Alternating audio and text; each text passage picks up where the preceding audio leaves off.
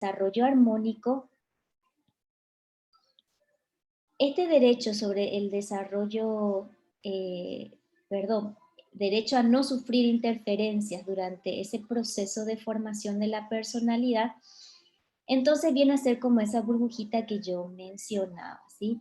Si algo externo quebranta, rompe la burbujita, entonces el niño queda completamente expuesto a, eh, pues, a situaciones, a personas, a terceros que pueden dañar ese proceso de desarrollo.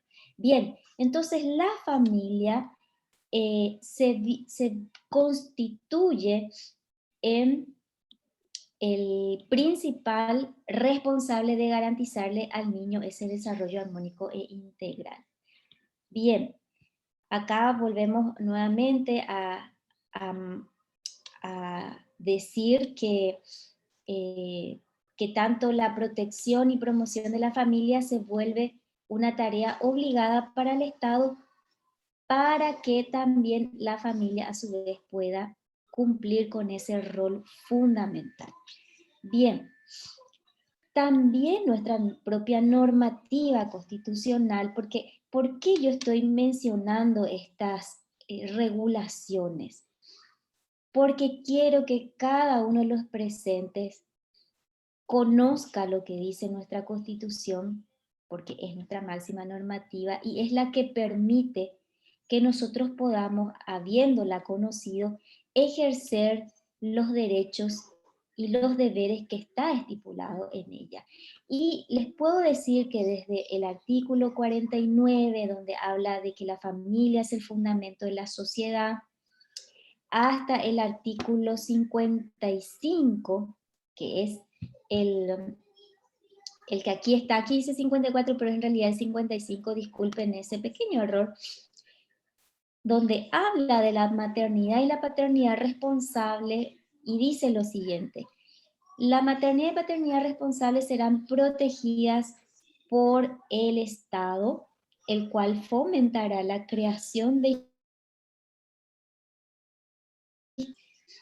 Es decir, tan importante es el rol de papá y de mamá dentro del cuidado, la protección, el desarrollo del niño y del adolescente, que el Estado mismo tiene que prever políticas, inclusive aquí habla de una institución, cosa que no tenemos hoy porque no tenemos, una que se encargue exclusivamente de la familia. Tenemos ciertamente instituciones como Ministerio de la Niñez, de la Juventud, eh, tenemos de la mujer, pero que se ocupan de los miembros de la familia de manera separada, ¿sí?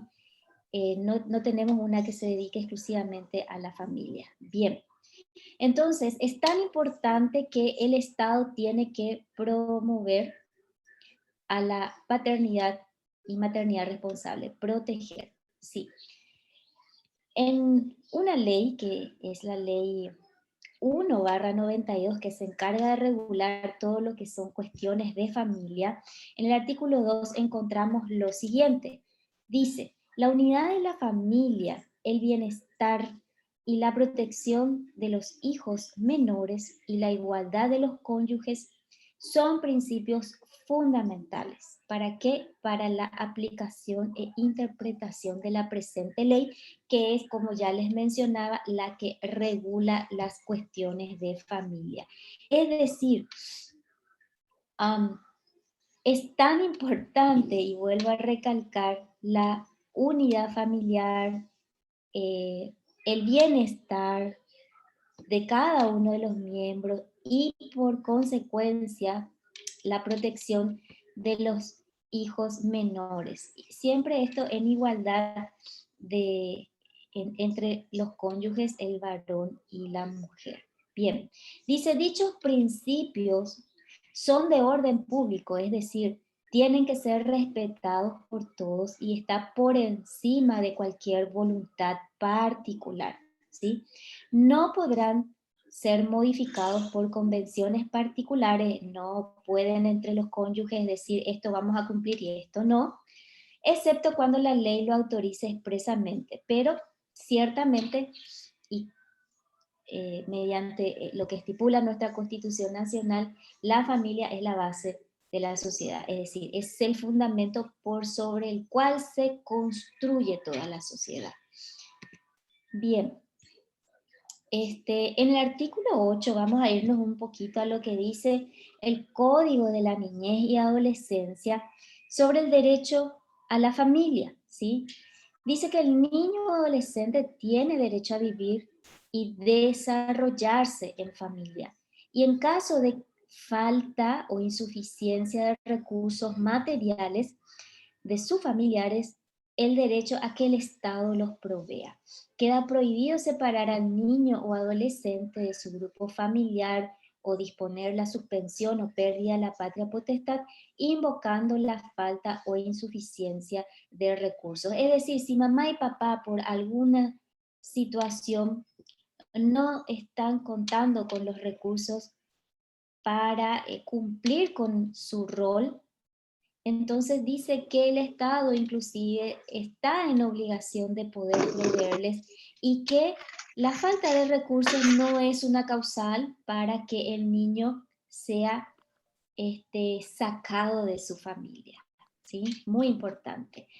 Bien, la familia es la organización entonces más importante de la sociedad y del Estado porque se constituye en la única institución que es imprescindible para el individuo. Se constituye en el espacio insustituible para el desarrollo integral de las personas y es el medio natural para el crecimiento y bienestar de todos sus miembros.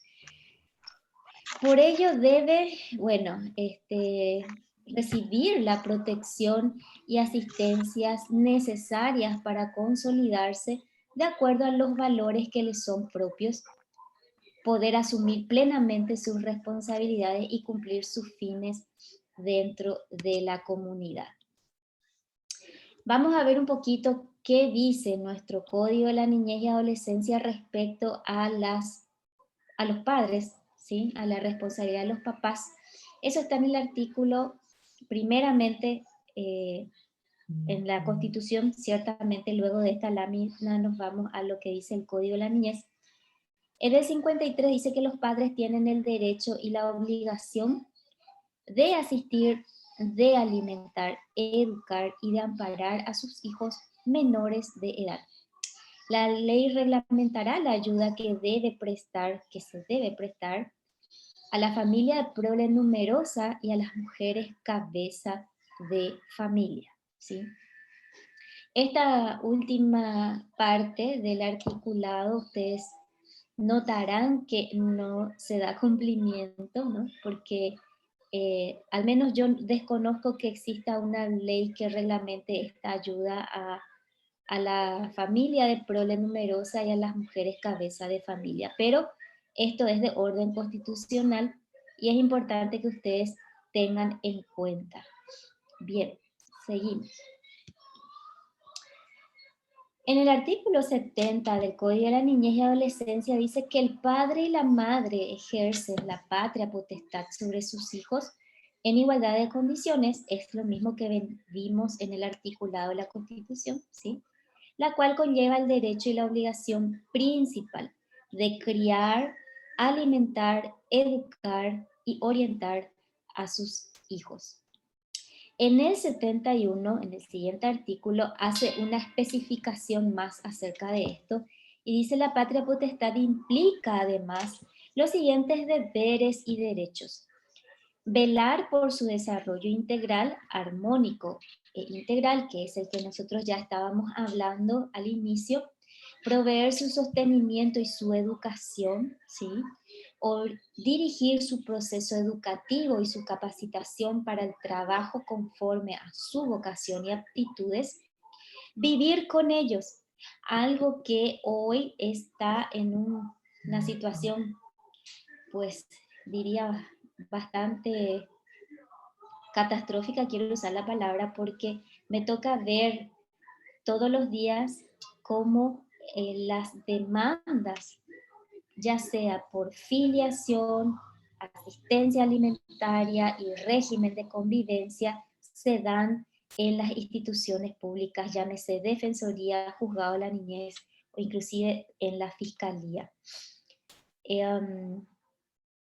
Tenemos chicos, lastimosamente, que hoy están creciendo sin la figura, principalmente paterna, ¿sí? Porque son los que generalmente se ausentan de la casa cuando tienen un conflicto con la mamá o nunca estuvieron juntos. De repente el niño fue procreado y posterior a eso ya los papás se separaron, y ahí es donde asume la responsabilidad la mamá, ciertamente, ¿sí?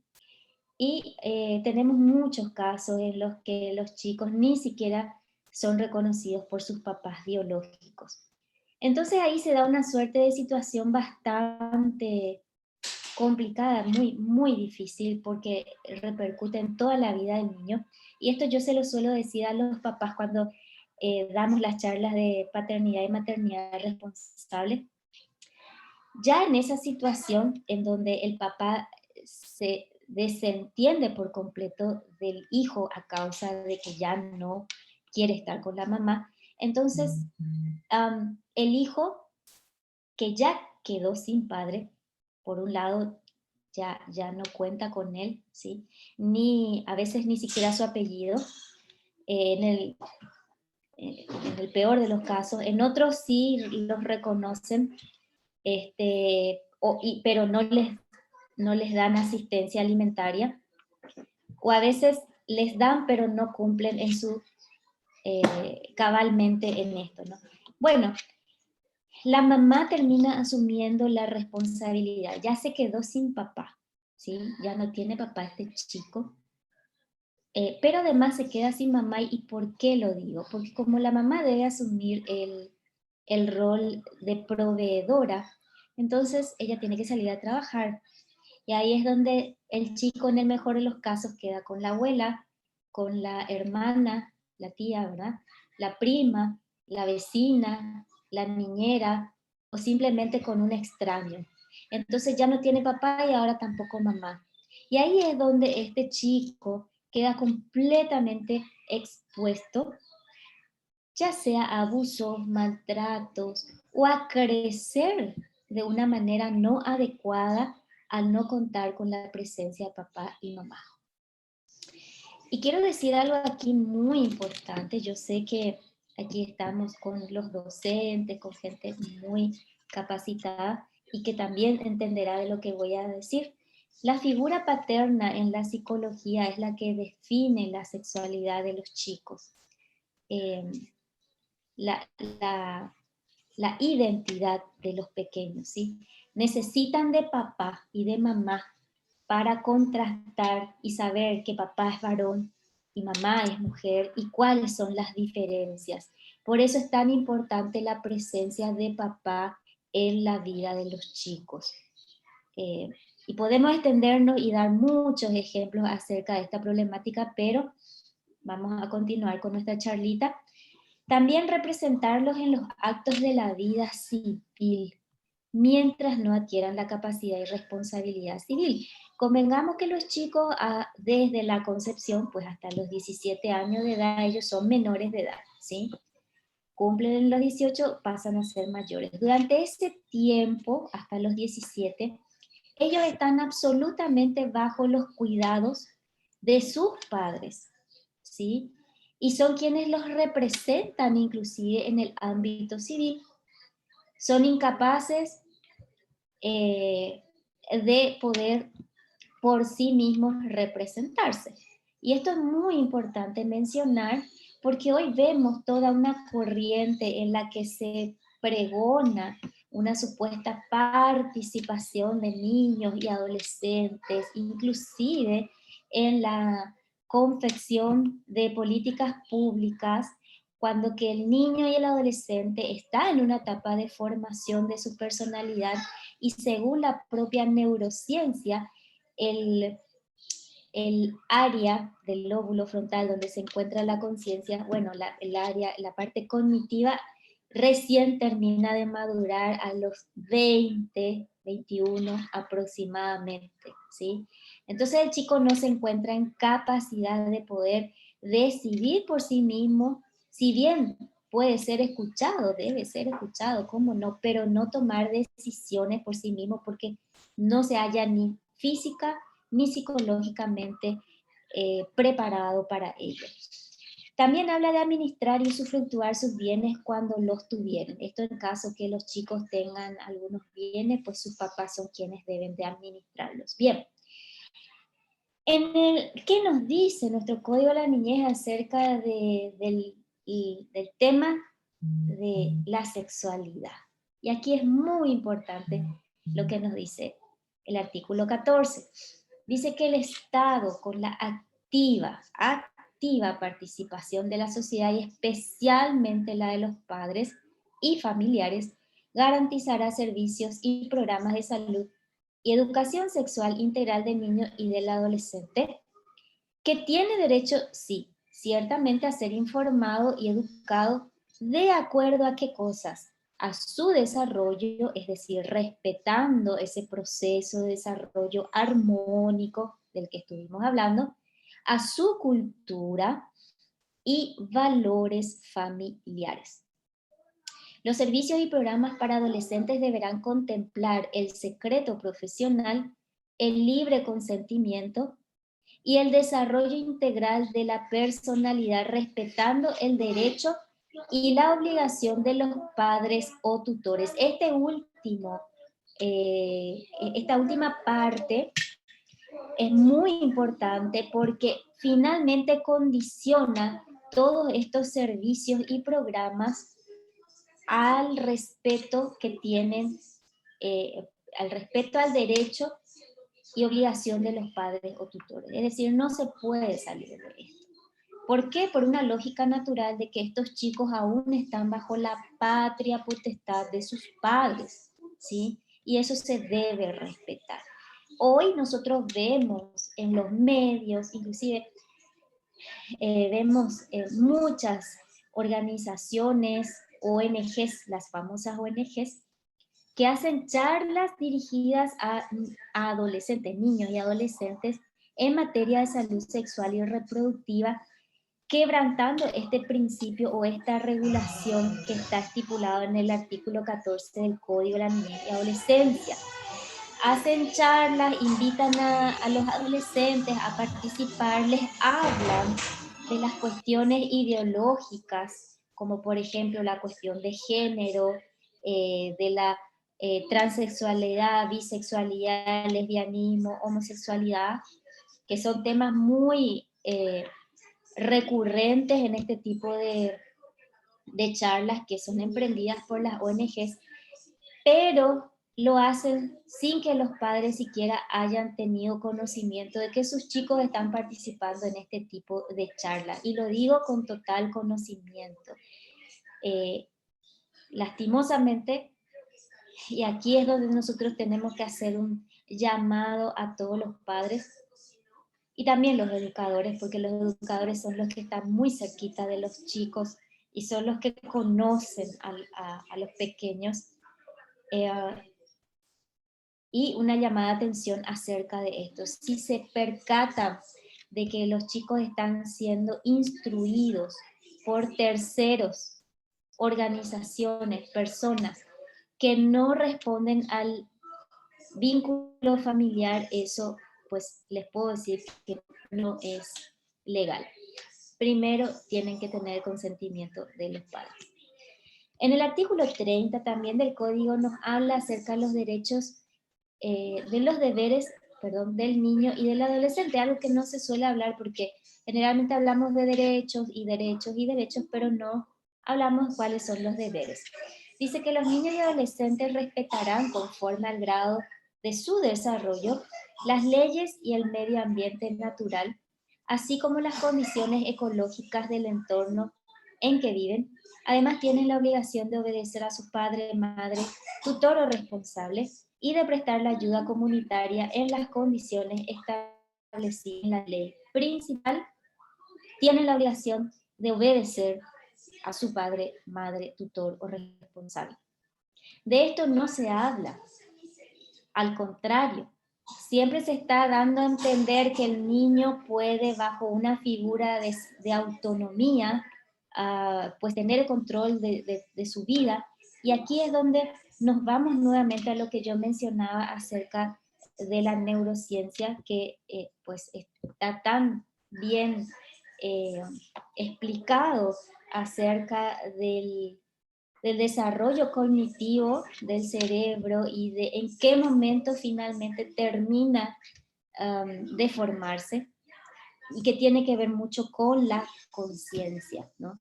Entonces no es posible que un chico menor de edad pues esté andando y decidiendo por sí solo, ¿no? Bien, en el artículo 4 del Código también de la Niñez y Adolescencia nos habla de la responsabilidad subsidiaria.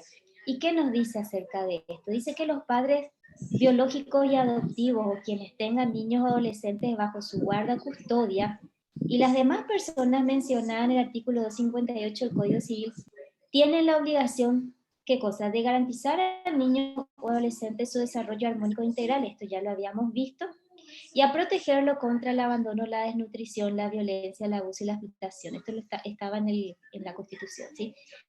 Pero aquí viene lo importante: cuando esta obligación no fuere cumplida, el Estado está obligado a cumplirla subsidiariamente.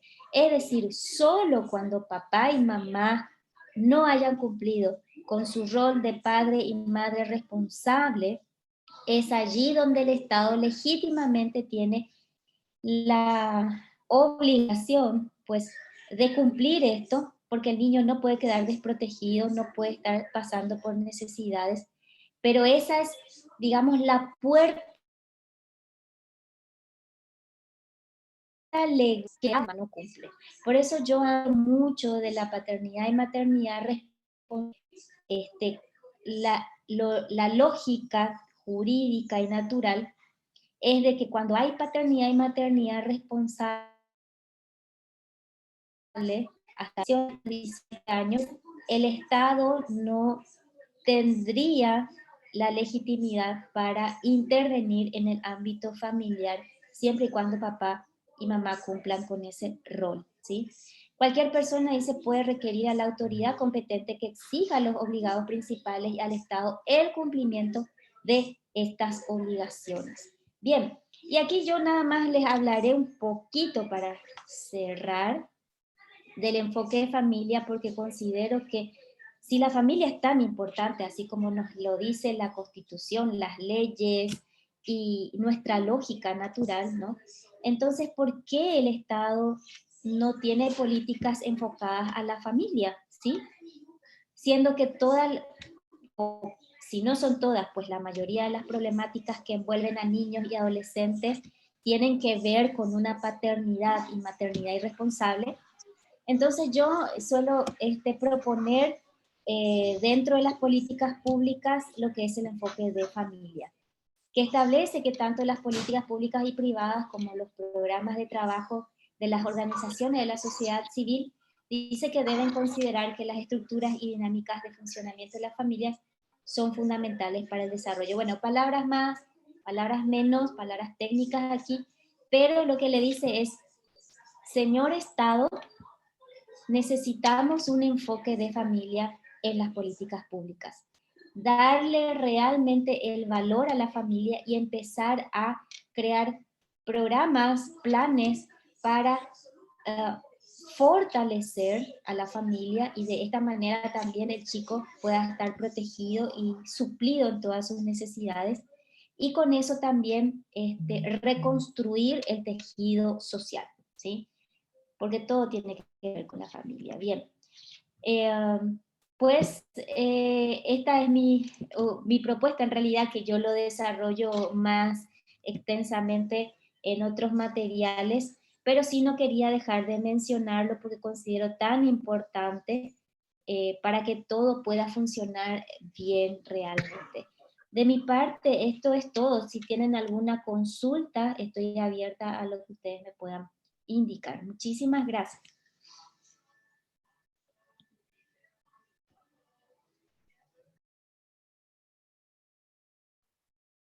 Doctora, una de las preguntas, voy por la primera que escribió el colega Renato Yeto. ¿Considera pertinente la creación de un Ministerio de la Familia en Paraguay? ¿Por qué? Sí, considero pertinente. De hecho, soy una de las principales defensoras de esta institución, porque como les decía, hoy tenemos instituciones como Ministerio de la Niñez, de la Mujer, de la Juventud, Desarrollo Social, adultos mayores, que se encargan de los miembros de las familias, pero de manera separada, ¿sí? Tienen toda una estructura con ministros, viceministros, funcionarios, pero principalmente políticas que van direccionadas a estos miembros, pero sin una articulación, sin una coordinación.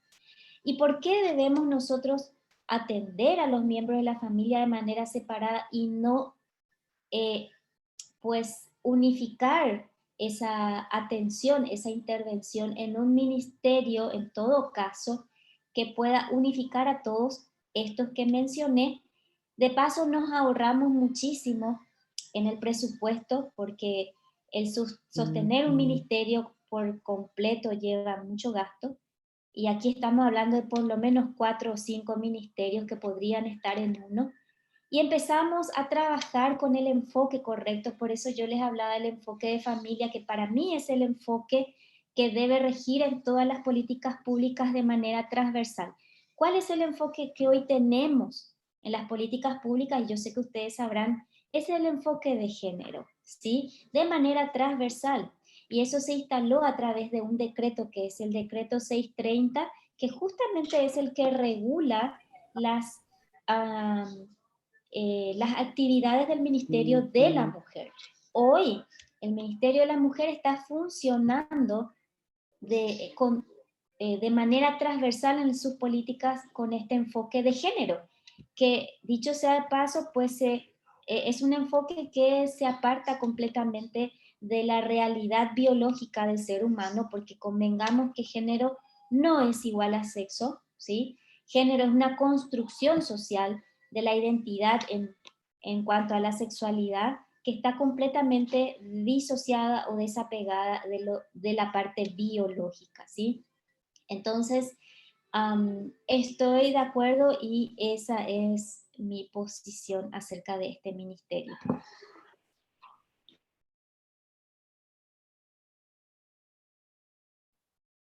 Muchas gracias, doctora. Si hay otra pregunta, por favor, levanten su mano y adelante para poder expresar.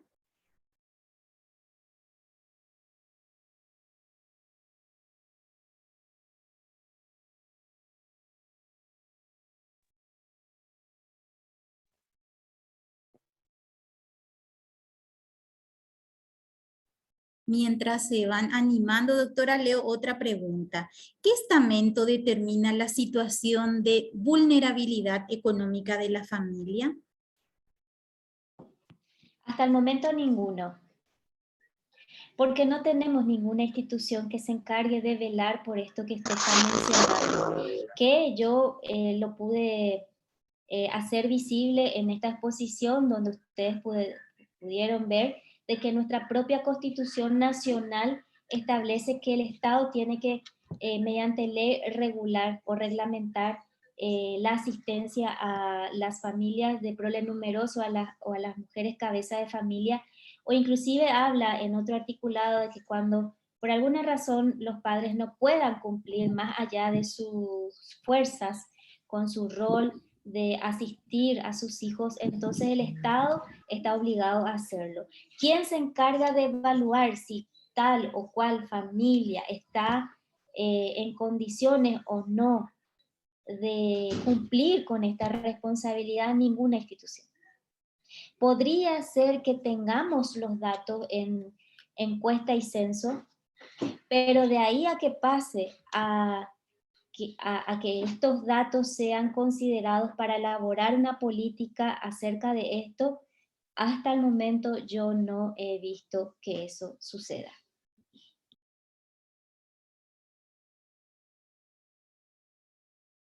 Gracias, doctora. Otra consulta, compañeros, adelante.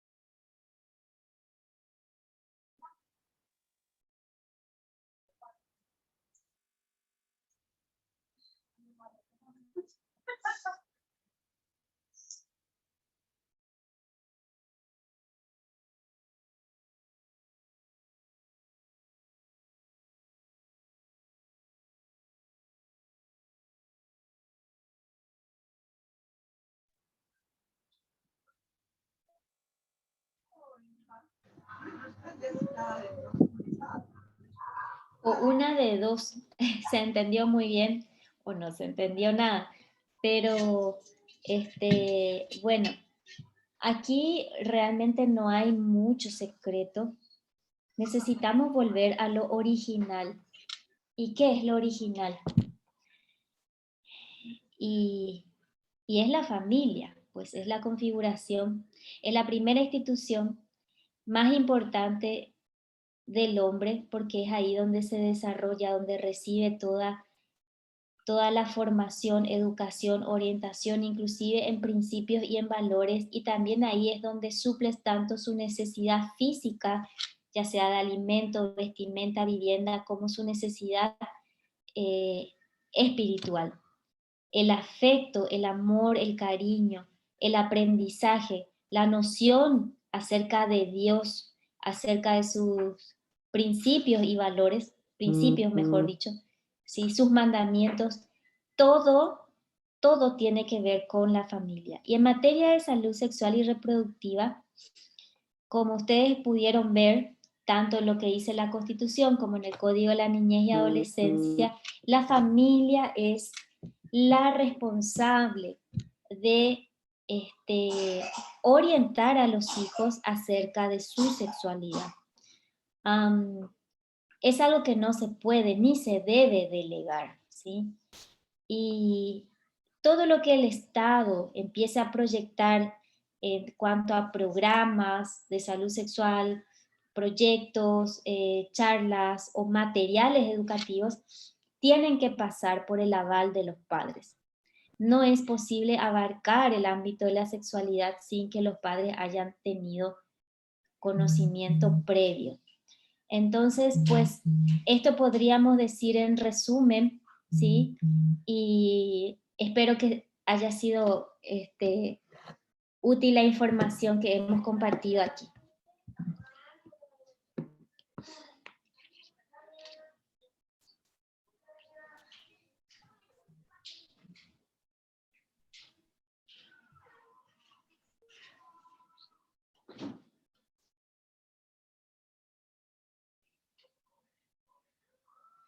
Otra consulta, colegas.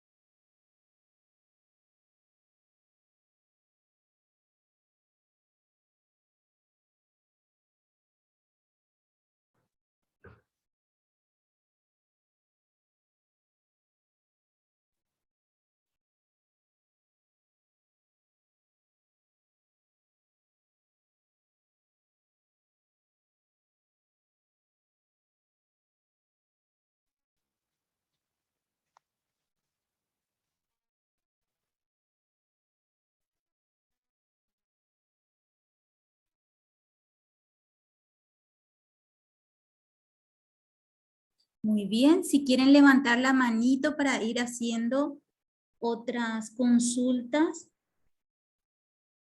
Dice Miriam Comas, ojalá podamos seguir fortaleciendo este modelo de familia, ya que se está imponiendo muy fuerte la ideología de género a nivel mundial.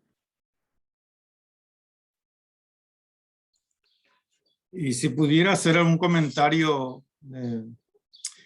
quizá un poco más técnico sobre el tema del eso que acaba de mencionar, la ideología de género. ¿De dónde viene su origen? Sí, ¿Qué es lo sí, que sí, cómo busca? no. ¿Qué está pasando? Ok, perfecto, sí.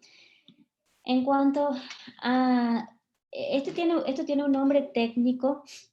Nosotros lo conocemos como ideología de género, pero el término que utilizan en los documentos, que inclusive baja de los organismos o las instancias internacionales, es con el nombre de enfoque o perspectiva de género, ¿sí? Eso lo van a encontrar muchísimo en las documentaciones. Y esto todo nace la cumbre de Beijing en el 95, ¿sí? En donde digamos que el grupo de feministas logró imponer la cuestión o ingresar la cuestión de género en las instancias internacionales. A partir de allí empezó a bajar a través de la política internacional, la línea internacional, a los distintos países, ¿sí? Y también esto se puede ver bastante en la Convención de la Mujer, que se conoce como CEDAW, ¿sí? Que es la máxima instancia en esta materia, en donde ellos cada cierto tiempo van emitiendo, como le decimos, informes, pero evaluaciones y a la vez informes acerca de qué tanto los países cumplen con la implementación de la perspectiva o enfoque de género. Bien, entonces esto tiene su origen en los postulados del feminismo, ¿sí? Que pregona que el ser humano no nace con una identidad de género, en este caso, si bien pueden nacer con un sexo biológico, aunque en realidad ellos consideran como que el ser humano nace como una tabula rasa, y a partir de allí va construyendo su identidad, ¿sí? Entonces, anulan por completo el dato biológico y convengamos que la cuestión de ser hombre o mujer no solamente pasa por el aparato reproductivo, sino que cada célula del cuerpo, ¿sí? Ya viene con el dato que corresponde al ser hombre o al ser mujer. Nuestro cerebro, nuestras hormonas, nuestra constitución ósea, mismo la forma en que pensamos y actuamos, todo esto responde al ser hombre o al ser mujer. Pues aquí lo que pregona el género es el borrar por completo absolutamente todo esto y decir que el ser humano es neutro y que a partir de ahí puede construir. Por eso es que hoy conocemos, y ustedes pueden ver los tantos ejemplos en países pues como Canadá, también Estados Unidos, en España, Argentina mismo. Los ejemplos de los ciento y tanto de géneros que hoy ya existen.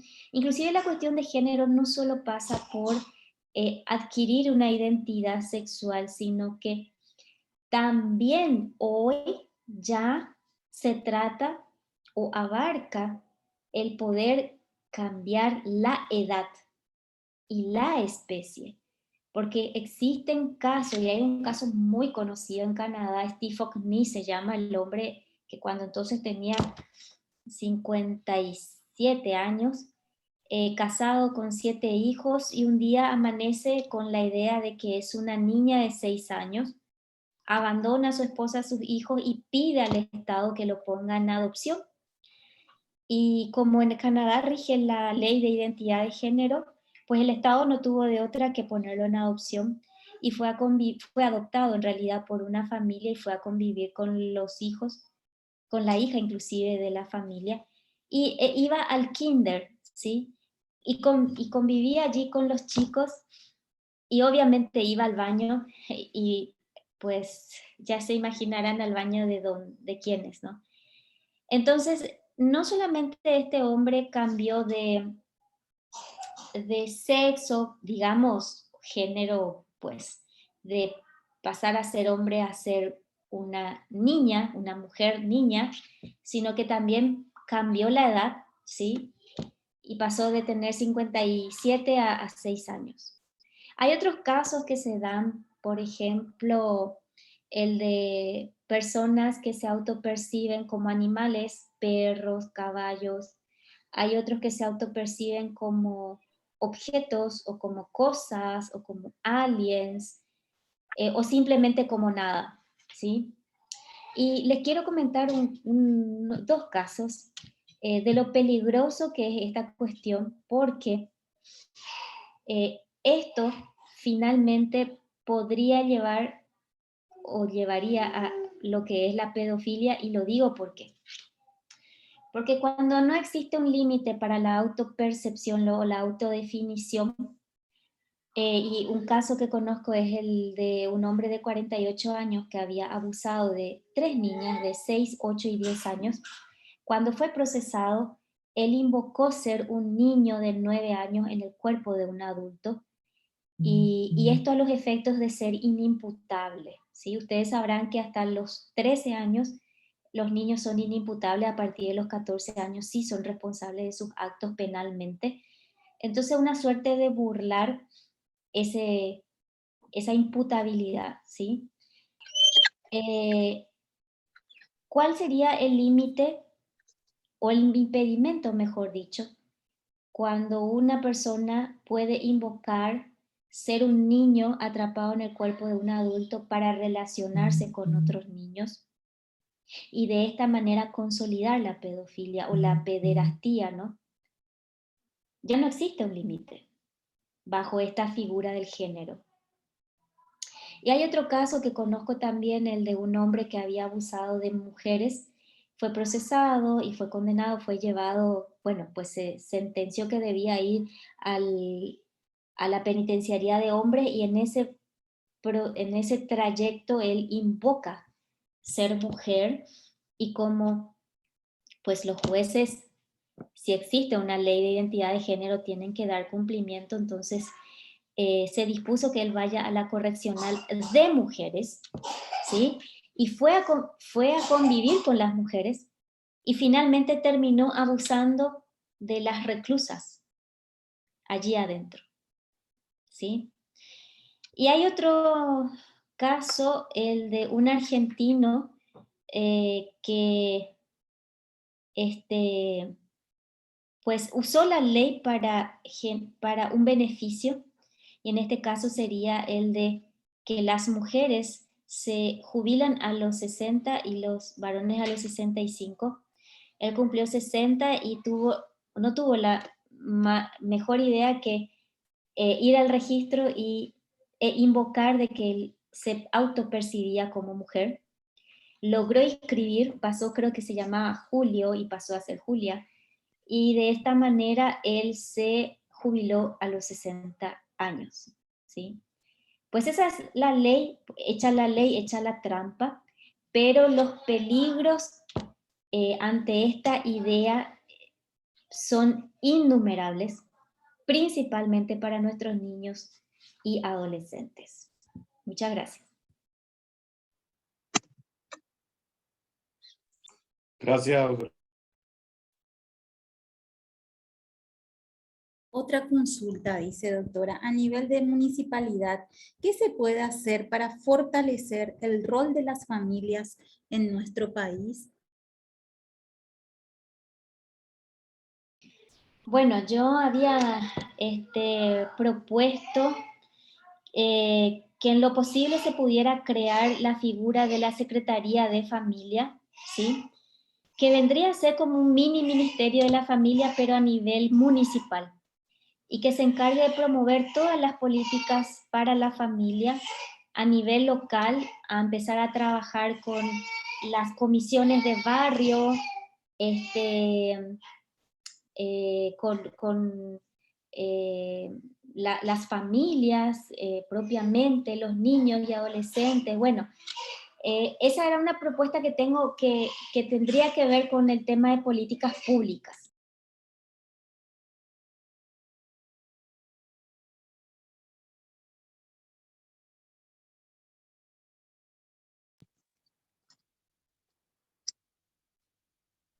Gracias.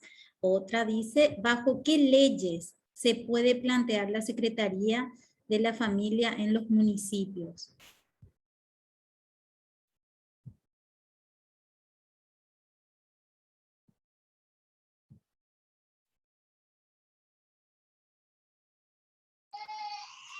Sí, disculpe, estoy aquí con una niñita, mi hija, entonces está un poco inquieta. Sí le respondo. Solamente le quiero pedir que me vuelva a repetir, por favor, la pregunta. Sí, sí, doctora. ¿Bajo qué leyes se puede plantear la Secretaría de la Familia en los municipios? Ok, bien. Debería ser a través de una ordenanza municipal. Podría presentar el proyecto la Junta, algún concejal, ¿sí? O mismo el intendente del municipio.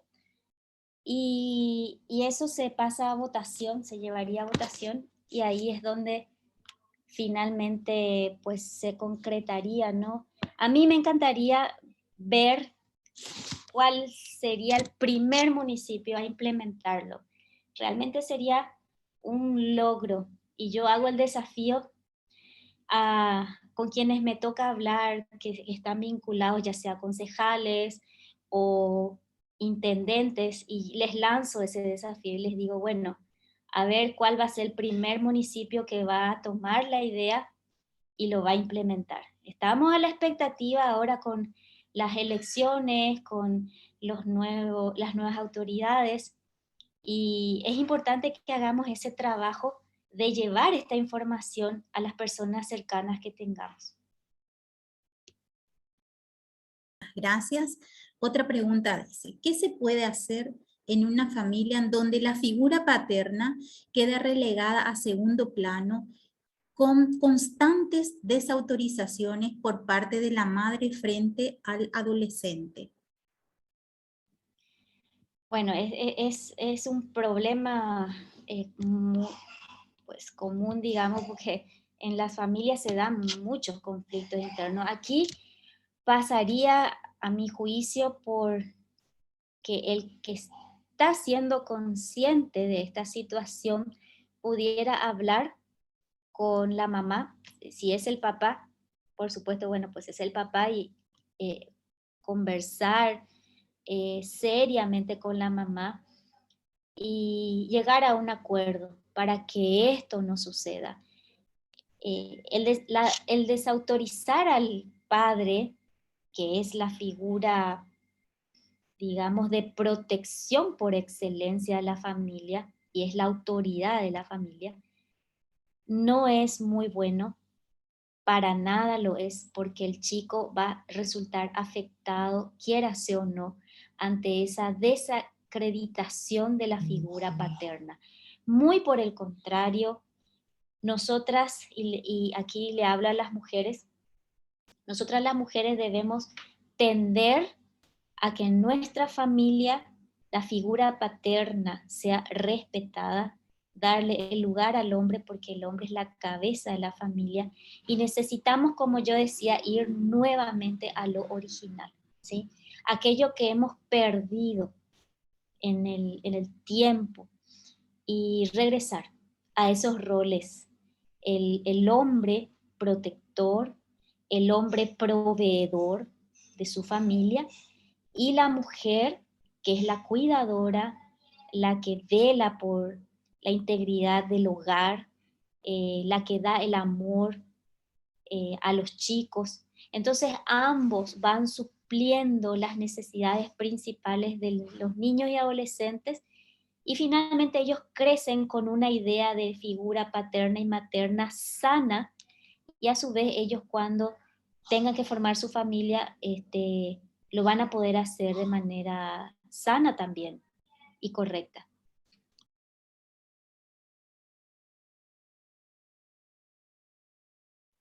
Gracias, doctora.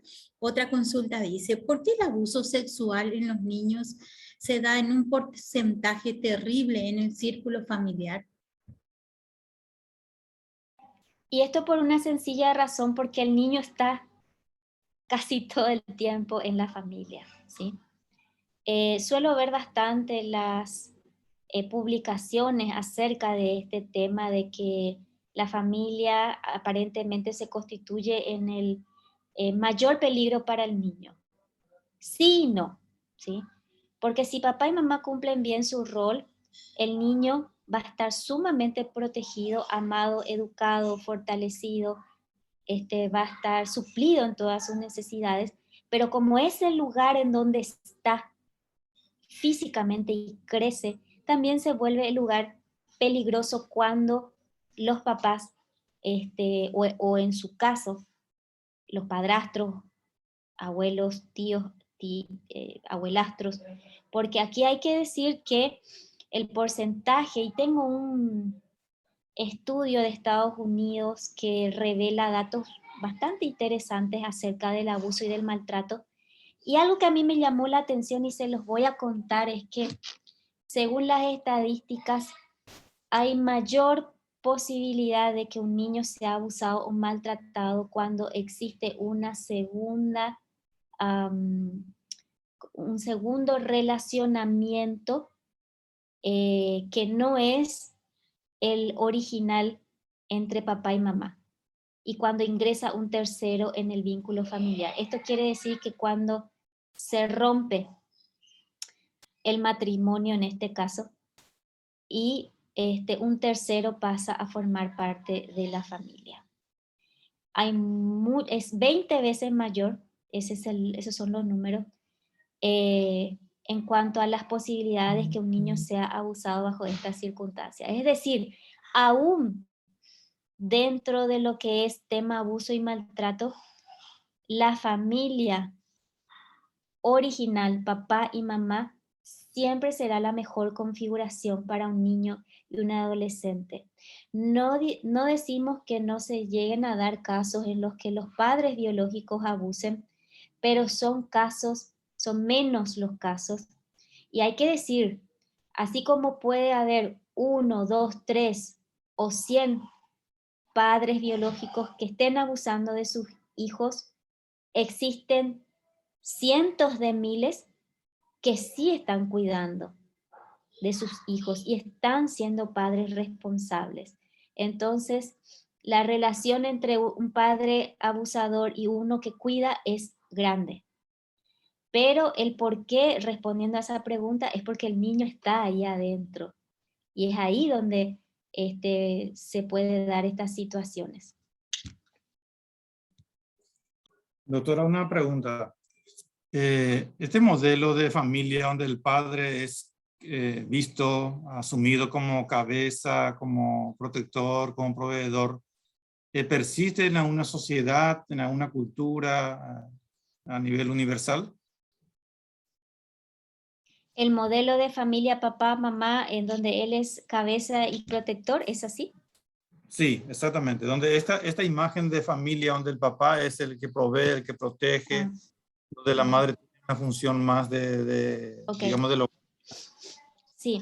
Bueno, yo les confieso que soy una apasionada de las políticas de Hungría.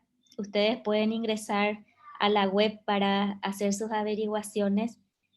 Hungría es un país similar a Paraguay en cuanto a población, tienen 8 millones, ellos están en Europa, forman parte de la Unión Europea. y es un país conservador, mayoritariamente católico, al igual que Polonia, ¿sí? Muy similar. Y en el caso de Hungría, ellos hace aproximadamente, 11 años, un poquito más quizás, am, empezaron a apostar a la familia, ¿sí? En sus políticas públicas. Ellos de hecho tienen un ministerio de la familia, ¿sí? Y dentro de esto empezaron a implementar ciertos programas, acciones que hoy ya tienen su resultado. ¿Y cuáles son esos resultados? Hay un mayor índice de matrimonios jóvenes. Es decir, los jóvenes hoy se quieren casar, quieren formar familia. Hay una disminución en el índice de divorcios. Es decir, que la gente ya no se está divorciando, está permaneciendo dentro del matrimonio. Hay una mayor tasa de natalidad, están naciendo más niños en ese núcleo familiar. Y por último, hay un mejoramiento en la calidad de vida general de todo el país. ¿Por qué? Porque las familias están fortalecidas en su núcleo y por supuesto que mamá y papá producen más, producen mejor. Se les da, dentro de estos planes y programas, se les da el tiempo necesario para ejercer su paternidad y maternidad. Permisos especiales para la mamá, para el papá, ¿sí? Entonces ellos pueden cumplir muy bien, cabalmente, ese rol de padre y madre responsable. Entonces, quiere decir que pues, si hay voluntad política, las cosas se pueden hacer, ¿sí? Y necesitamos nada más ir al original, apostar al núcleo, en este caso, para que por una consecuencia lógica, porque es como un efecto dominó, ¿sí? Entonces, a medida que más políticas a favor de la familia, el fortalecimiento, la protección tengamos, entonces eso tendrá un efecto dominó en que tendremos niños de aquí a unos años, porque esto obviamente los resultados lo veremos a mediano y largo plazo, pero lo vamos a ver, a niños que van a estar fortalecidos en su personalidad, sanos, fuertes, que a la vez se van a volver ciudadanos de bien. Y ellos van a formar su familia y ellos van a ser también padres responsables. Entonces es un círculo que se empieza a dar, pero alguien tiene que empezar. Alguien tiene que tomar la decisión de apostar a la familia. Eso es todo. Muchas gracias, doctora.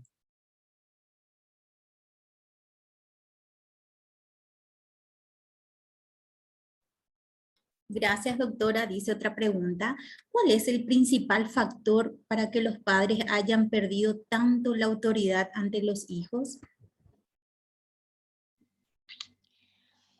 Yo considero que tiene que ver con la preocupación de, de proveer, de trabajar. De un tiempo para acá hay una promoción muy fuerte de que la mujer abandone el hogar y emprenda pues cuestiones laborales, ¿sí? Y lo llaman empoderamiento de la mujer, ¿sí? Bueno, pues tendríamos que tener la opción o de quedarnos en nuestra casa, cuidar de nuestros hijos, o de salir si realmente queremos, pero eso debería ser una opción y no algo a lo que nos impulsen a como dé lugar, ¿sí? Porque es ahí donde se da esto que les decía, de que papá, mamá, bueno, si salen a trabajar, el niño queda pues al merced de la tecnología o de personas que pues que quizás no sean las más sanas o que inclusive pueden llegar al abuso y al maltrato, ¿sí? Entonces yo soy de la idea de que si la mujer puede escoger quedarse en casa y papá ser el proveedor, eso sería lo ideal, lo ideal. Y no estoy diciendo que la mujer no se forme y no sea una profesional, al contrario, claro que sí, pero que esa sea una opción. Y creo que se debe a estas situaciones actuales en las que los padres están menos en el hogar y los chicos conviven menos con sus papás, que también se da este fenómeno de que no están respetando a su autoridad, ¿sí? Porque quizás llega ya muy tarde a la noche, papá y mamá, y el niño pasó todo el día con el videojuego, con las series, con los videos, o mismo con los compañeritos, etcétera. Y bueno, pues la figura paterna y materna perdieron su autoridad. Son más bien personas que solamente están proveyendo las necesidades económicas, pero no están proveyendo las necesidades eh, psicológicas y espirituales de los chicos.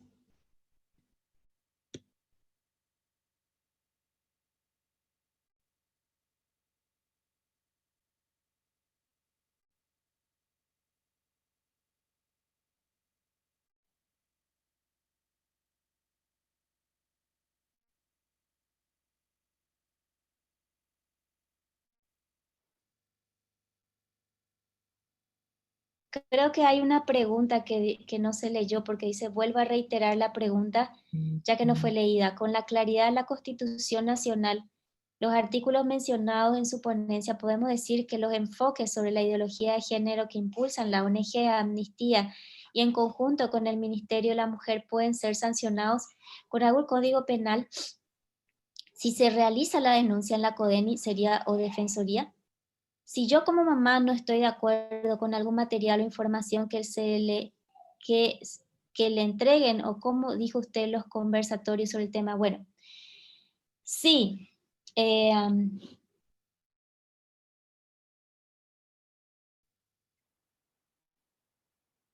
sí, no lo han hecho hasta el momento porque no tenían conocimiento, no conocen sus derechos, no conocen sus obligaciones, no conocen lo que dice la Constitución ni las leyes al respecto. Y nuestro trabajo es justamente dar a conocer. Y a partir de aquí es donde los padres tienen o pueden tomar la decisión deben tomar la decisión de interiorizarse acerca de los materiales, de las charlas, las clases que sus hijos están dando, verificarlos y a partir de allí, si encuentran cuestiones con las que no están de acuerdo, lo primero que deben hacer, a mi juicio, es presentar una queja ante la institución educativa, si es así, ¿sí? El director, mediante una nota o algo, ¿sí? Porque es la primera instancia a la que se debe recurrir. Y luego ir agotando instancias. En el caso de materiales que tengan que ver con contenido sexualizado, inclusive se podría, a mi juicio, presentar alguna denuncia penal en cuanto a la promoción de conductas que sean de alguna manera abuso o podría constituir abuso infantil, ¿sí? Pero también debemos decir que hoy necesitamos leyes que regulen la cuestión de la perspectiva o enfoque de género, ¿sí? Yo había emitido un artículo en donde hacía un análisis acerca de la perspectiva y el enfoque de género que constituye abuso infantil y expongo los argumentos por los cuales considero que sí constituye abuso infantil y les podría enviar con mucho gusto para que ustedes lo puedan mirar, ¿sí? Pero sí necesitamos una ley específica, una ley que pueda ser direccionada específicamente a la cuestión de la perspectiva o enfoque de género. Estamos todavía en falta en cuanto a eso.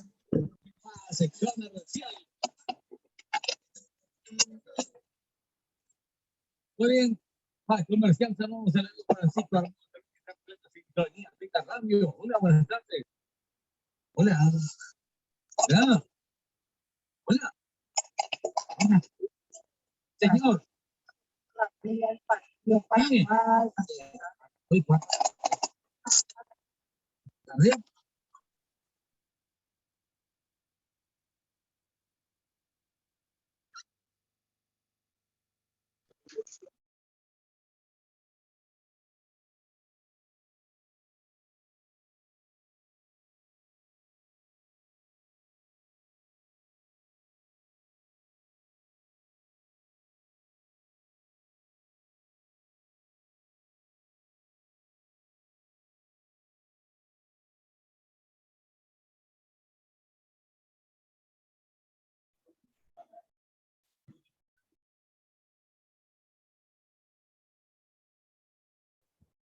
Otra pregunta dice, ¿por qué los hijos son líderes de la familia y no los padres?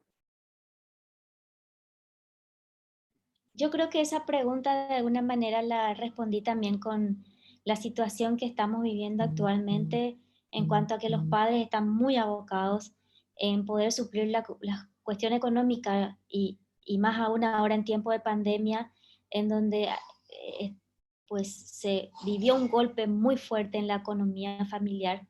Entonces, los padres intentando suplir, salvar esta, este aspecto, entonces quedan al merced completamente y allí es donde pierden esa autoridad, porque en primer lugar la autoridad se tiene que dar en el contacto, en la presencia, en el diálogo, en la comunicación entre hijo y padre. Y cuando no hay esa relación, el niño no ve a su padre y madre como autoridad. Entonces, vuelvo a repetir, necesitamos regresar a lo original, ¿sí? Reformularnos nosotros mismos todo lo que es el tema de familia, paternidad, maternidad responsable, educación de los hijos, orientación, cuidado, y más aún en este tiempo tan peligroso en donde estamos viendo estas ideologías nefastas que se están dando inclusive desde las propias políticas públicas, como ya pueden ver, ¿sí? Entonces tenemos que nosotros los padres levantarnos para proteger a nuestros hijos, ¿sí? Entonces esa es mi respuesta. Muchas gracias.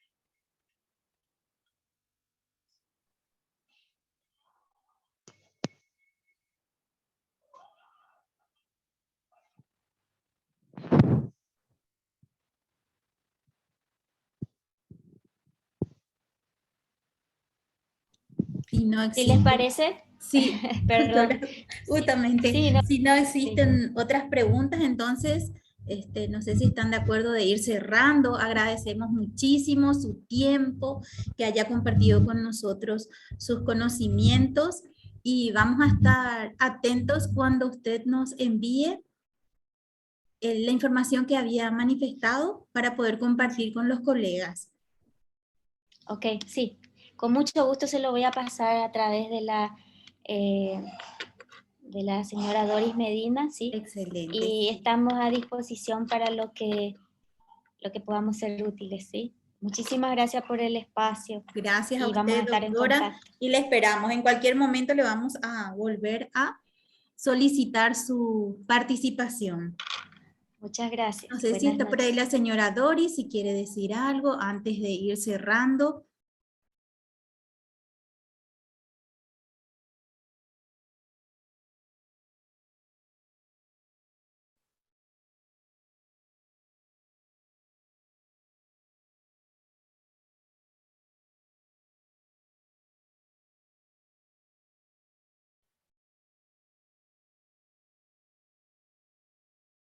Parece que no está. Entonces, muchas gracias, doctora. Muchas gracias, colegas. Que tengan un reparador descanso y nos volvemos a encontrar dentro de 8 días.